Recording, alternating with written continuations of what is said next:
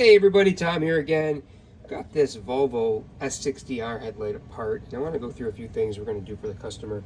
They sent this one in. We're going to take out the stock daytime running light lens. This is going to get removed. Inside there is a 9005 bulb. That'll get removed, and in place of it will be one of our LED pods that has a built-in daytime running light with a spot beam on it, so you'll get a secondary high beam. We'll wire that in to the high beam function inside the headlight. So anytime you turn your high beams on, high beam the projector will go, which we'll talk about in a second, and then the high beam for the pod will go.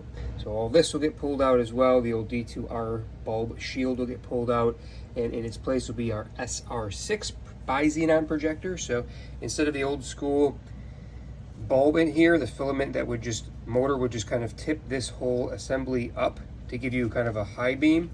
It was pathetic. Now we're putting in a proper SR6 projector, which is made for the S60R that we have, and with our bulbs as well that will work with the factory ballast, which is down here. Now you'll get two high beams, this high beam here and the high beam in the projector, which is just phenomenal.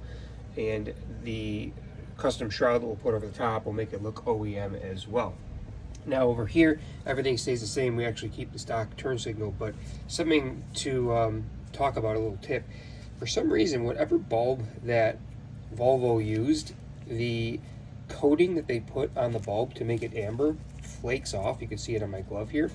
I've already cleaned this out, and it creates a mess inside the light. So if your headlight has a bunch of little golden flakes inside, that's probably from the bulb. So these things, even though they don't burn out, they need to be replaced before you get to a point where you got a mess inside your light, because the only way to really fix that is to take everything apart and clean it up. So here's a shot of the bezel.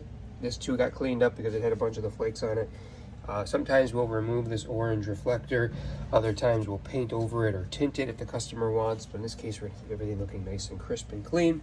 It's just getting a nice projector upgrade, LED, DRL / high beam upgrade, and putting the stock bezel back on.